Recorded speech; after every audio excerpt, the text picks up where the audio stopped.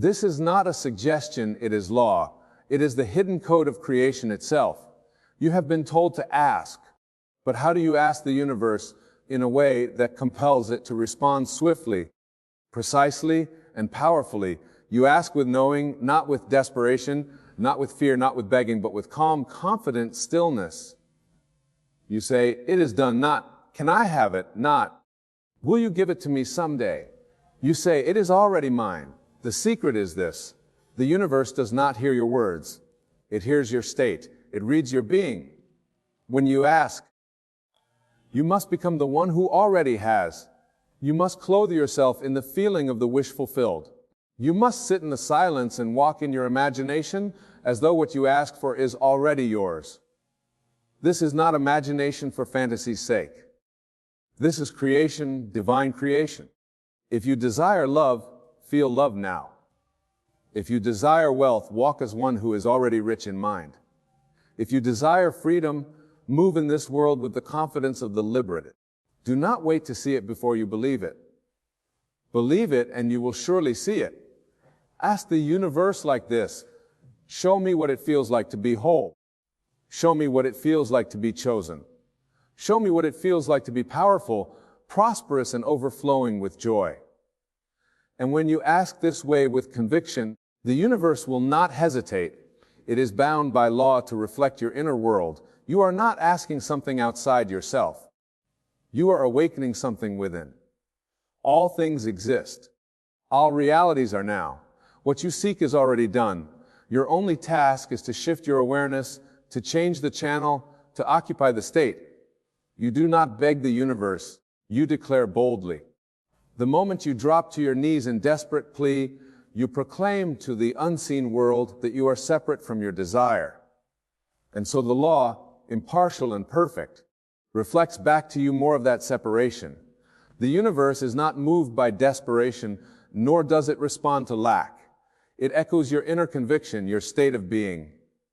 Therefore, when you ask, you must not plead, must assume. Assumption is not wishful thinking. It is not a fleeting hope. Assumption is a knowing, an inner certainty that what you have imagined is already yours. It is the spiritual posture of possession. When you declare a thing boldly, when you rise in the stillness of your own soul and say, "It is done," you are aligning with the very nature of creation.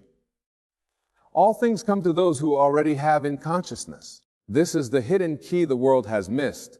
People cry out in pain, asking for change, ask for signs, asking for help.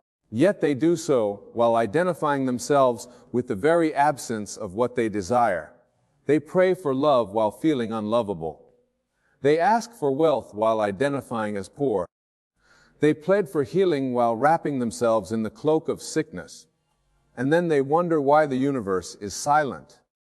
But hear this truth. The moment you assume the feeling of already having, the universe begins to reorganize itself to reflect that assumption. This is not magic, it is law.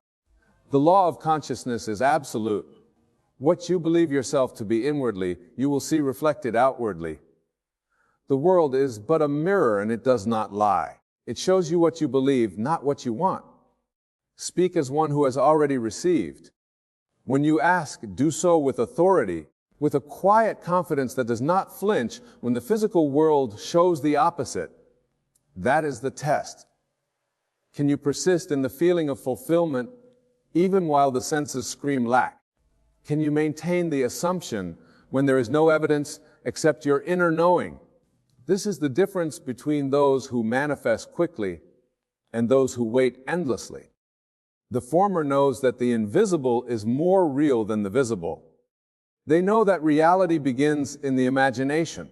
They know that every outer circumstance is only the shadow of a deeper inner truth, so they do not react.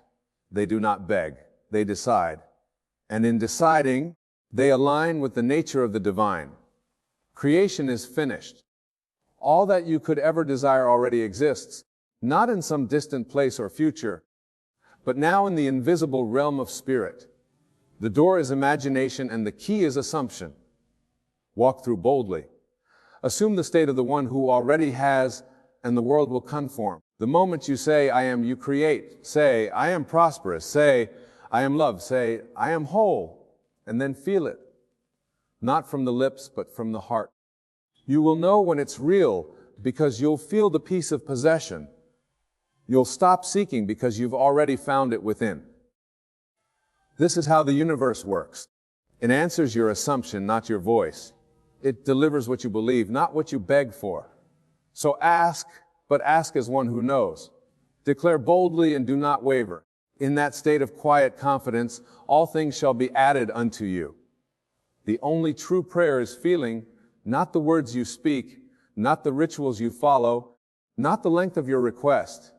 It is the feeling that carries the power. You may speak the most eloquent phrases, recite sacred texts, or repeat affirmations 1,000 times. But if your inner state contradicts your words, nothing changes.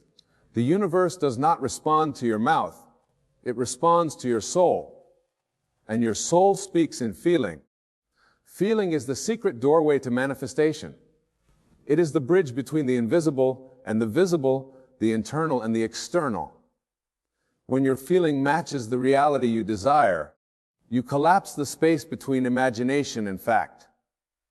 The world around you begins to bend, shift, and rearrange to reflect the truth you hold within. This is why people can speak constantly of success and yet remain in lack. Because their inner feeling whispers doubt. They say they believe, but they feel fear. And it is the feeling, not the words, that the universe obeys. The law is impersonal, unchanging, and absolute. If you feel lack, even while saying, I am rich, you will experience more lack. If you feel unworthy, even while declaring, I am loved, you will continue to live out the echo of rejection. But if you drop every word and sink into the quiet certainty of fulfillment, if you can feel rich, whole, and loved now, you are in alignment with the end. And the end always creates the means. This is why silence is often more powerful than speech. In the silence, you can enter the stillness of your own being and ask not with your mouth, but with your heart. You close your eyes, breathe deep, and imagine the thing you desire not as a distant hope, but as a present reality. You feel the weight of it, the warmth of it, the joy of it. And in that sacred moment, you become one with your desire. That is prayer. That is creation. Do not be fooled by appearances. Do not wait for the outer world to give you permission to feel the inner reality. It is not, I will feel successful when I have success. It is, I feel successful now and therefore success comes. The cause is always internal. The effect follows. Train yourself to feel your prayer before it is visible. Train yourself to move past the noise of doubt and sink into the stillness of knowing. Your feeling is the signal. It is the vibration you send out into the field of infinite potential, and it always returns in form. The outer world is your mirror. It reflects not your words, but your dominant emotional state. So when you pray, do not worry about the right phrases. Do not fret over whether you are saying it correctly. Go deeper. Ask yourself, how would I feel if it were already done? And then feel it. Stay there. Live there. That is the true prayer. That is the moment creation begins. And once you have touched that feeling, hold it, nurture it. Walk through the world not as one who is seeking, but as one who has already received. Because in truth, once you've felt it, once you've become it within, it is already yours. The outer must obey the inner, always. Imagination is the sacred temple of creation. It is not a place of idle dreams or fleeting fantasies. It is the workshop of reality, the holy ground where the invisible becomes visible. All things begin first in the imagination. Every building, every invention, every movement, every transformation in your life was first conceived as a thought, felt as a possibility, and then shaped into form. When you understand the power of your imagination, you understand the power of creation itself. What you vividly imagine and feel as real will harden into fact. This is not a poetic suggestion, it is a law. The imagination, fused with feeling, becomes the architect of your world. Whatever you accept as true in your inner world Whatever you see clearly and emotionally experience as done will move into form. It must. The outer world cannot help but reflect the inner state. Imagination is not just a private escape. It is the divine tool you were given to shape the course of your life. But most people misuse this gift. They imagine worst-case scenarios. They rehearse failure. They picture rejection, conflict, poverty, loss. And because they do so with strong emotion, those things become their experience. They think the imagination is just daydreaming, unaware that they are planting seeds that will grow into reality. You cannot imagine consistently with dread and expect joy. You cannot feel unworthy in your vision and expect to be treated with value. Your world responds not to what you want, but to what you imagine and feel as true. To use imagination rightly is to become deliberate in your vision. It is to quiet the senses and enter the state where you see and feel from the end. You do not simply see the thing you desire. You see yourself in the experience of it. You feel it as if it is happening now. You do not wish for change. You assume it has already occurred. This is the sacred act. This is true worship. To sit silently and feel the reality of your desired state, to become it inwardly, and to know that this inner transformation must find its counterpart in the world around you. You do not need to know how it will come. You do not need to manipulate the outer world. You only need to persist in the assumption of your imagined reality. Remain faithful to it. Return to it often. Let it live in you. The longer you dwell in that state, the more naturally your outer world will conform to it. The universe reorders itself around the dominant imagery of your inner being. What you accept as true within, you will live without. This is why imagination must be sacred. You must protect it from fear, from doubt, from the pollution of other people's limitations. Guard your mind as you would guard a precious temple, for within it lives the power to transfer area of your life. You are not subject to the world. The world is subject to your inner vision. The moment you feel something real in imagination, you have already created it. It is finished. You need only walk through the bridge of incidents that will carry you there. You will be led, people will appear, opportunities will rise, doors will open, not because you chase them, but because you align with them inwardly. Imagination fused with feeling is the divine language of creation. Use it not to escape, but to design, not to wish, but to become. Stand in your mind's eye as the person you desire to be. Feel the joy, the relief, the gratitude of having it now. That is the sacred moment. That is creation. And the world will respond, as it always does, to the vision you have dared to believe. Your inner conversations shape your world. Every moment, whether you realize it or not, you are engaged in a silent dialogue with yourself. These thoughts are not idle. They are not private musings that vanish into nothingness. They are the seeds of your reality. The way you speak to yourself, the tone you use, the assumptions you carry within your internal dialogue, these become the blueprint for your outer experience. The world you see is the echo of what you say inwardly, repeated again and again.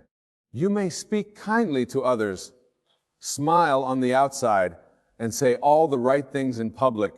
But if your inner conversation is one of self-doubt, fear, or unworthiness, that is what will manifest. The universe does not respond to appearances, does not hear your voice. It hears your belief. And belief is formed by repetition. Belief is carved through the steady rhythm of inner speech. The dialogue that runs through your mind day and night becomes the script your life follows. You cannot say to yourself, "I'll never succeed," and then expect to succeed. You cannot entertain thoughts of failure and then wonder why doors don't open. It is not punishment, it is reflection. The law of consciousness works perfectly. Whatever you accept and rehearse inwardly is impressed upon your subconscious and then expressed in the world. Life is always listening to what you say when no one else can hear you. This is why you must become aware. Watch the dialogue within. It is always creating. Begin to notice the tone of your self-talk. Are you encouraging or critical? Do you speak with faith or fear?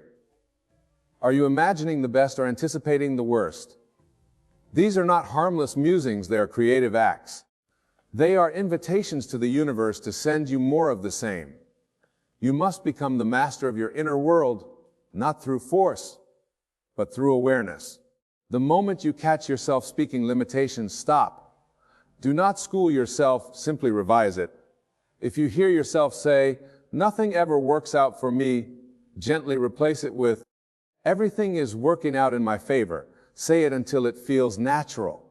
Say it until it becomes familiar. Say it until it becomes true in your world. Your mind is pliable. It will believe what you consistently affirm. You can teach it to speak the language of victory. You can train it to repeat what is noble, powerful, and uplifting. And once your inner world changes, your outer world will follow.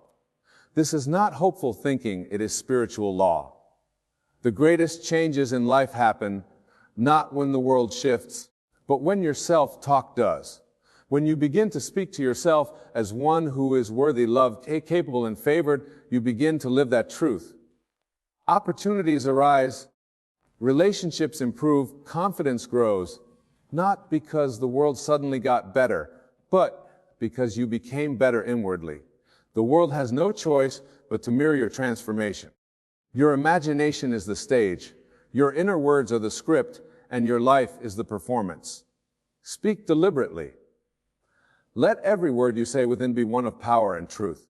Do not wait for external change to speak differently. Speak differently and the change will come. You are always creating. Even in silence, you are shaping. Choose your words well. Let your inner dialogue be the voice of the version of you that already has what you desire. Speak as the healed, the loved, the successful, the abundant. Speak with faith, with joy, with conviction. And when you do, the world will rise to meet you in that same frequency. First, for the outer is nothing but the projection of the inner. Change your inner conversation and you change your life. Time is an illusion. Manifestation happens now. The mind, conditioned by the senses, believes that things unfold in a linear sequence, past, present, and future. Both lies deeper. In the realm of consciousness, all things exist now. What you call the future is not ahead of you. It is here, existing in the unseen, waiting for you to recognize it, claim it, and bring it forth into form. You do not manifest by waiting. You manifest by aligning. There is only one moment, and it is always now. When you imagine something happening, and you feel the truth of it deeply within you, you collapse the illusion of time. You are not hoping for something later. You are experiencing it now in consciousness. And that now becomes the seed of the physical reality to come. If you keep projecting your desire into the future, saying someday or when you push it away, you are telling your subconscious that it does not yet exist. But the moment you dwell in it emotionally, the moment you feel it as already done, you bring it into your present awareness. And what is felt as real will be made real. Everything is already finished. Creation is complete. You are not bringing something new into existence. You are selecting from infinite realities the one you choose to occupy, that version of you who already has the love, the wealth, the peace, the freedom. It exists now. You don't have to earn it or find it. You must identify with it. Step into it. Feel the truth of it. Live in that version of you inwardly. This is how you call it from the invisible to the visible. Most people wait to feel the joy until the thing comes. They say, when I have the money, I'll feel secure. When I have the relationship, I'll feel love. When I succeed, I'll feel worthy. But that is reversed. You must feel the security first. You must feel the love now. You must feel the worthiness before the evidence appears. This is not deception. This is alignment. This is living by the Spirit, not by the senses. The senses will always confirm what is, but imagination reveals what can be, and feeling makes it so. Time is illusion, then you must withdraw your attention from the calendar, the clock, the waiting. You must understand that the only thing separating you from your desire is your own belief that is not here. The moment you release that belief, the moment you move into the feeling that it is here, you begin to witness bridges of events that bring it into view, not because you chased it, but because you became one with it. This mental trick has no optimal step. Be born, awake, be bounded, be calm, be mindful. Let this be your practice. Sit in stillness, close your eyes, and enter the scene where your desire is fulfilled. Make it vivid, make it rich. Hear the sounds, see the details, but above all, feel the emotion. Feel the gratitude, the relief, the joy of it being yours now, not tomorrow, not next week now. Dwell in that feeling as long as you can. That is your prayer, that ring. That is the command to the universe. You do not manifest by effort. You manifest by assumption, and assumption is a present tense act. When you believe something is yours now, your behavior changes, your vibration changes, your energy shifts. The world responds not to your words, but to your state of being, and your state of being is shaped by what you feel to be true now. To manifest your desire, you must become the version of yourself who already possesses it. You must embody the frequency of that fulfilled state. You cannot remain as the one who is waiting, doubting, hoping, and expect the reality of success, love, or abundance to come to you. You must shift into the state where you are no longer seeking it. You are living it inwardly and emotionally. This is the sacred art of aligning not with effort, but with identity. If you desire peace, become peaceful. If you desire love, become loving. If you desire wealth, become the one who already knows what it feels like to be secure, provided for, and free. This inner shift is the true work of manifestation. When you stop chasing the thing and instead embody the state, the thing must come. It has no choice, it is law. Many believe they can fake this process, pretending on the surface, while deep inside still feeling separate from their desire. But the universe is not fooled by appearances. It does not respond to words or performance. It responds to vibration, your emotion, your assumptions, your felt reality. That is why becoming is so powerful. You are not trying to get something, you are returning to the version of you where that something already exists. This version of you is not imaginary, it is real. It lives in the unseen, in the infinite field of possibility. And the more you dwell in that state, through imagination, through feeling, through repetition, the more it crystallizes into form. You do not need to push or control anything. The outer world organizes itself to reflect the change within you. It is not your effort that moves mountains, it is your being. So ask yourself, who would I be if I already had what I desire? How would I think? How would I walk? What would I feel day to day, moment to moment? That version of you is the key. Begin to step into that role as you would a well-worn coat. Let it feel natural. Let it feel familiar. Rehearse it in your mind, not once or twice, but until it becomes second nature. The more you become it, the faster the outer world confirms it. This is why some manifest quickly and others not at all. Those who receive swiftly have made no gap between who they are and what they desire. They walk in the state as if it were already true. They do not question it. They do not look for signs or ask when it will arrive. They live it now. And because they live it, they draw it in effortlessly. You are not separate from your dream. You are not lacking. You are not waiting. The moment you decide to be the one who has, life must respond in kind. Everything shifts around the one who has shifted within. That is how the unseen becomes seen. That is how desires become reality, not by hoping, but by being. Yeah. You are not here to beg the universe. You are here to remember that you are the universe in motion. Your every assumption, your every feeling, your every inner word is creating. Not tomorrow, not someday, but now. You were never meant to chase your dreams. You were meant to become the version of you who already lives them. When you understand this truth, you stop reaching outward and begin turning inward. You no longer wait, you embody. You no longer plead, you declare. Your imagination becomes your sanctuary, your feelings become your prayer, and your world becomes the mirror of your awakened state. So ask the universe, not with desperation, but with conviction, not with fear, but with fullness. Become the one who already has, and the world will bow in reflection.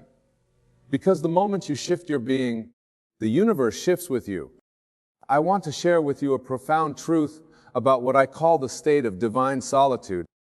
For those who are chosen, those who carry a higher purpose, often find themselves walking a path of sacred isolation. In the Bible it states, "Many are called, but few are chosen." This is not mere poetry. This is a precise description of the spiritual law that governs those marked for a higher purpose. Let me share with you what I call the law of divine separation. When you are chosen for a greater purpose, you will often find yourself naturally separated from the common patterns of friendship and relationship that others take for granted. You see, most people make this fundamental error. They view their solitude as a punishment, their isolation as a curse. But I tell you this, your solitude is actually a sacred preparation, your isolation a divine protection. Consider what I call the state of heightened consciousness. The chosen ones operate at a frequency that naturally sets them apart. Their consciousness vibrates at a level that makes common relationships and friendships difficult to maintain. This is what the scripture means when it says, "Be ye not unequally yoked together." This is not about judgment or superiority. It's about vibrational alignment and spiritual compatibility. Let me share with you another profound aspect, what I call the law of conscious elevation. As your consciousness elevates, as your awareness expands, you naturally find yourself moving away from relationships that no longer match your frequency. Think about this deeply. When you are chosen, you enter what I call the state of divine preparation. Your solitude is not emptiness, it is fullness of purpose. Your isolation is not punishment, it is protection for your mission. Consider what happens in what I call the state of spiritual incubation. Just as a butterfly must undergo its transformation alone in its cocoon, the chosen ones must often undergo their spiritual transformation in solitude. This is what the Bible means when it says, "Come ye out from among them, and be ye separate." This separation is not about rejection of others. It's about alignment with your higher purpose. Let me share with you what I call the law of divine timing. Your period of solitude, your time without friends or relationships, is perfectly timed for your spiritual development and the fulfillment of your purpose. You see, while others may fill their lives with constant social interaction, the chosen ones are being prepared in solitude for something far greater than mere social connection. Consider what I call the state of sacred solitude. In this state, you are not truly alone. You are in communion with your higher self, with your divine purpose, with the infinite intelligence that chose you. Let me share with you what I call the state of divine focus. When you are chosen, your solitude becomes the lens through which your purpose becomes crystal clear, uninhibited by the distractions of casual relationships. In the Bible, it states, "Enter into thy closet and shut the door." This closet represents your state of sacred solitude, where the deepest revelations and transformations occur. Consider what I call the law of spiritual magnetism. Your heightened consciousness naturally repels those who vibrate at a different frequency. This is not rejection. It is divine protection and selection. This is what the scripture means when it says, "Touch not, taste not, handle not." The chosen ones must often abstain from common associations that would dilute their spiritual power. Let me share with you another profound dimension, what I call the state of consciousness. Your solitude marks you as distinct, not in a way of superiority, but in a way of divine purpose and specific calling. You see, most people make this crucial error. They desperately seek to belong, to fit in, to be part of the crowd. But I tell you this, the chosen ones are specifically selected to stand apart. Consider what I call the law of divine preservation. Your lack of friends and relationships is actually a preservation of your energy, your focus, your spiritual power for your higher purpose. This is what the Bible means when it says, "No man can serve two masters." You cannot serve both your divine purpose and the constant demands of surface-level relationships. Let me share with you what I call the state of spiritual incubation. Just as a seed must be buried alone in darkness before it can sprout, the chosen ones must often experience periods of profound solitude before their purpose can manifest. Think about this deeply. Your isolation creates what I call the vacuum of higher purpose. Nature abhors a vacuum, and this vacuum will be filled not with common relationships, but with divine connection and purpose. Consider what happens in what I call the state of divine preparation. Every moment of your solitude is actually preparing you for your greater purpose. Every instance of being alone is strengthening you for your mission. This is what the scripture means when it says, "He that is alone with God is in the majority." Your solitude is not isolation from connection, it is connection with the highest source. Let me share with you what I call the law of spiritual refinement. Just as gold must be refined by fire, the chosen ones must be refined by solitude, separated from all that would dilute their purpose. You see, while others find comfort in constant companionship, the chosen ones find their comfort in their connection with their higher purpose, their divine mission. Consider what I call the state of sacred separation. This separation is not a punishment, but a privilege, not a curse, but blessing that allows you to maintain your spiritual frequency. Let me share with you what I call the state of divine singularity. Your solitude is actually a mark of your unique mission, your singular purpose in the grand tapestry of existence. In the Bible, it states, "Narrow is the way, and few there be that find it." This narrowness represents the focused path of the chosen ones, a path that naturally excludes the many for the sake of the divine purpose. Consider what I call the law of spiritual authenticity. When you are chosen, you cannot maintain superficial relationships or friendships that require you to dim your light or lower your frequency. This is what the scripture means when it says, "Let your light so shine before men."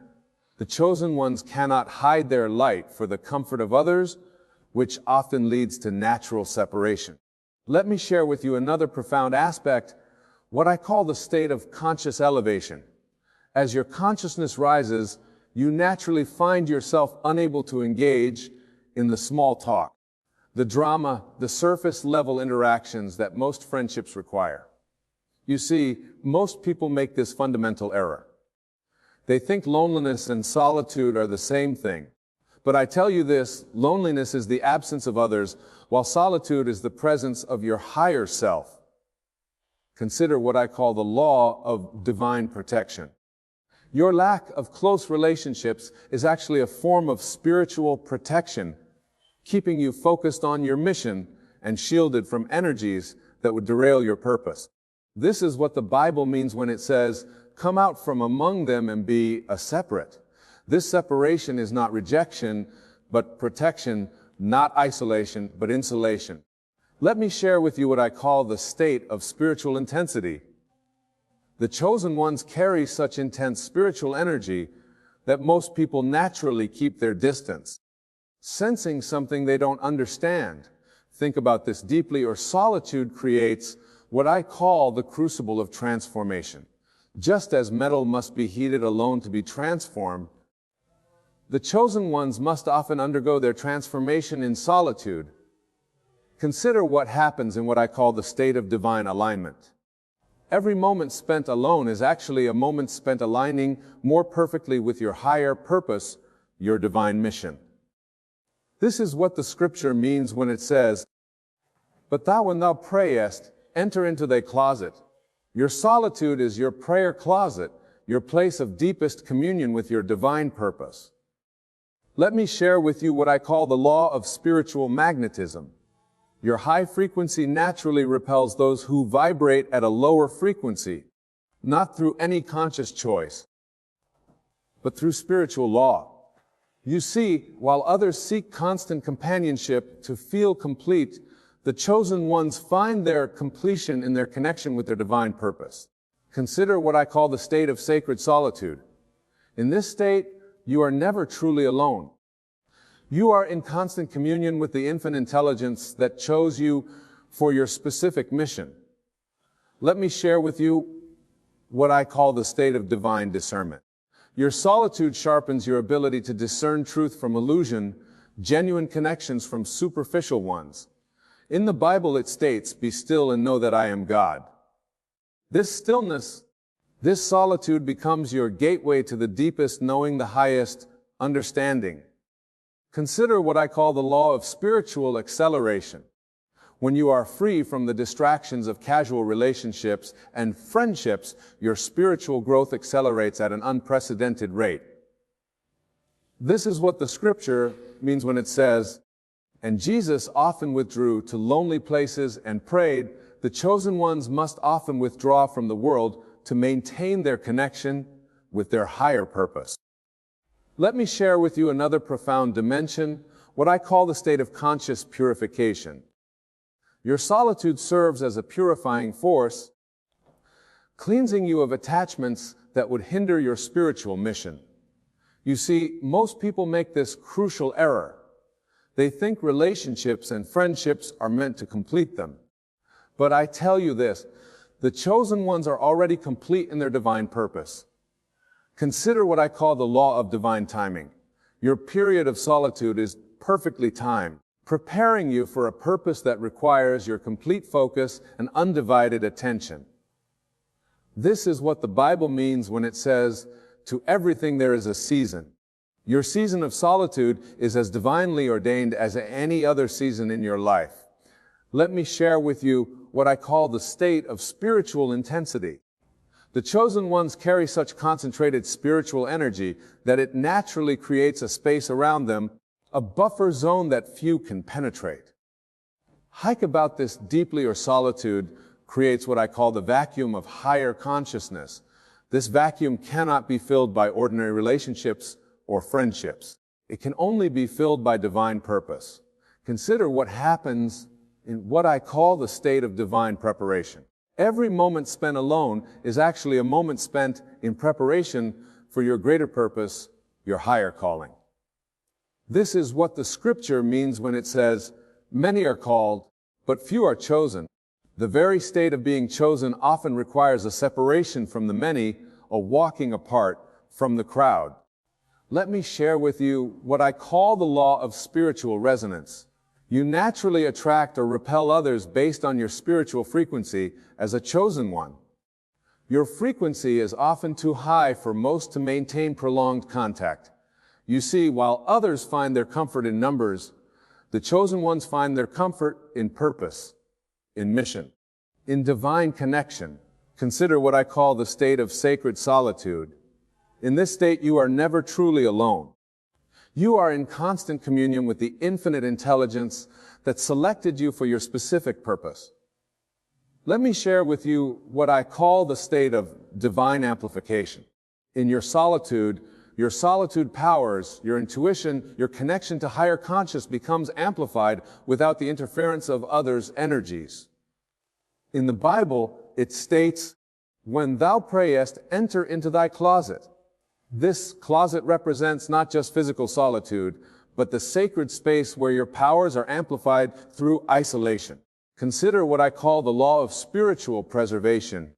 Your lack of close relationships acts as your spiritual energy, keeping it pure and focused for your divine purpose. This is what the scripture means when it says, "Cast not your pearls before swine."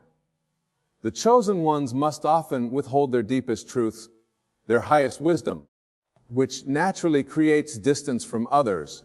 Let me share with you another profound aspect, what I call the state of conscious elevation. As your consciousness rises higher and higher, you naturally find yourself operating at a frequency that few can match or maintain. You see, most people make this fundamental error. They think connection means constant company. But I tell you this, The deepest connection often requires profound solitude. Consider what I call the law of divine protection. Your solitude serves as a protective shield, preventing the dilution of your spiritual energy by those who cannot understand or support your mission. This is what the Bible means when it says, "A prophet is not without honor, save in his own country." The chosen ones often find themselves set apart, even from those closest to them. Let me share with you what I call the state of spiritual intensity. Your very presence carries such concentrated spiritual energy that it naturally creates distance, not through any conscious choice, but through spiritual law. Think about this deeply. Your solitude creates what I call the crucible of transforming. Just as gold must be refined alone in the fire, the chosen ones must often undergo their transformation in isolation. Consider what happens in what I call the state of divine alignment. Every moment spent alone is actually a moment spent aligning more perfectly with your cosmic purpose, your divine mission. This is what the scripture means when it says, "The stone which the builders rejected has become the head of the corner." Your very rejection by others is often a sign of your selection by the divine. Let me share with you what I call the law of spiritual magnetism. Your high frequency naturally repels those operating at lower frequencies, not through any conscious choice, but through immutable spiritual law. You see, while others seek constant companionship to feel whole, the chosen ones find the wholeness in their connection with their divine purpose. Consider what I call the state of sacred solitude. In this state, you are never truly alone. You are in constant communion with the infinite intelligence that chose you for your specific mission. Let me share with you what I call the state of divine uniqueness. Your solitude is actually a marker of your unique spiritual fingerprint, your singular purpose that sets you apart from the masses. In the Bible, it states you are a peculiar people. This peculiarity, this uniqueness naturally creates a space between you and those who walk more common paths. Consider what I call the law of spiritual resonance. Your energy vibrates at such a specific frequency that it naturally creates distance from those who cannot match or maintain that frequency.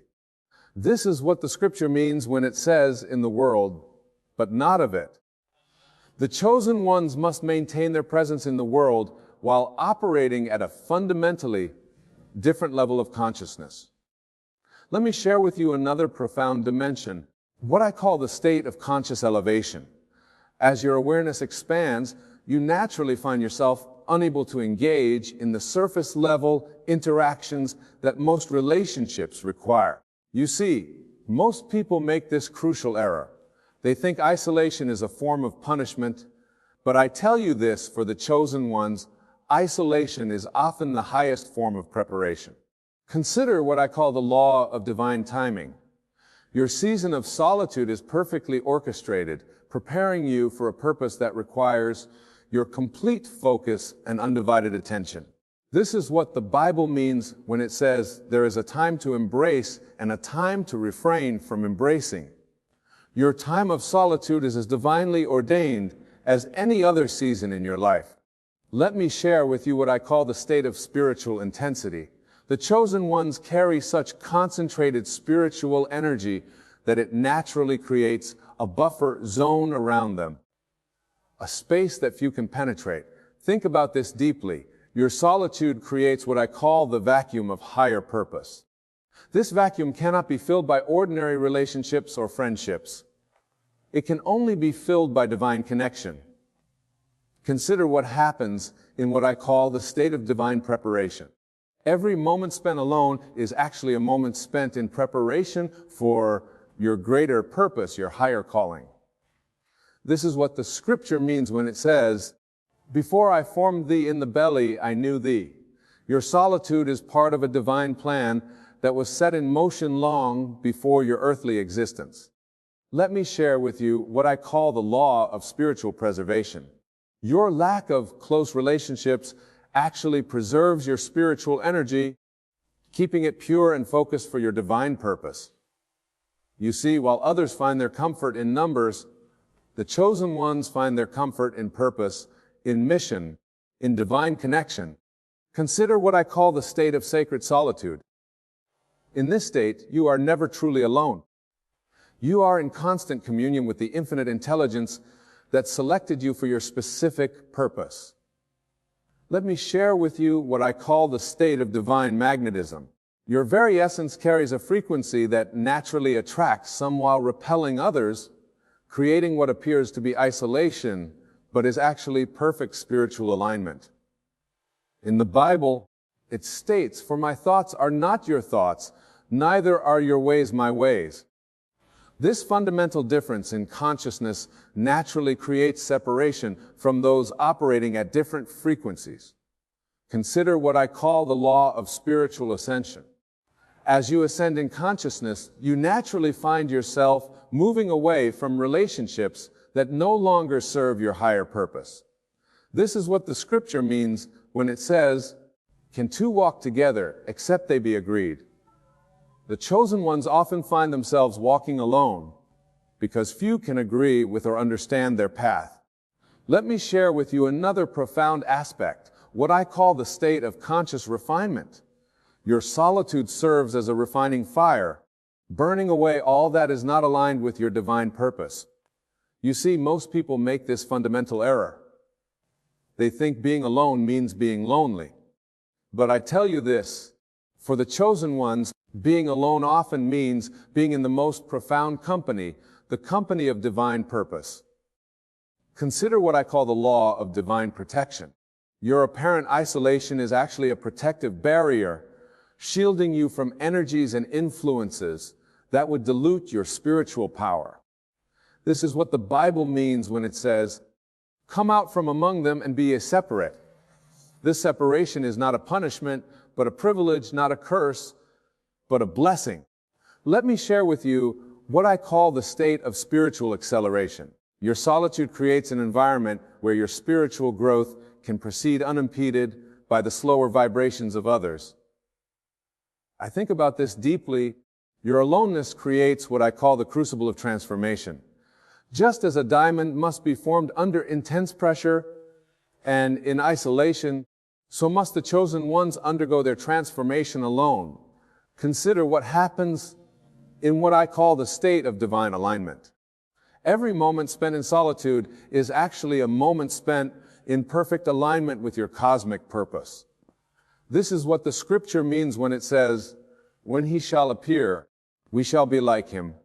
Your isolation is preparing you for a manifestation of divine likeness that requires complete focus. Let me share with you what I call the law of spiritual resonance. Your high frequency naturally creates distance from those who cannot match or maintain that frequency. You see, while others seek constant companionship to feel complete, the chosen ones find their completion in their connection with their divine purpose. Consider what I call the state of sacred solitude. In this state, you are never truly alone. You are in constant communion with the infinite intelligence that chose you for your specific mission.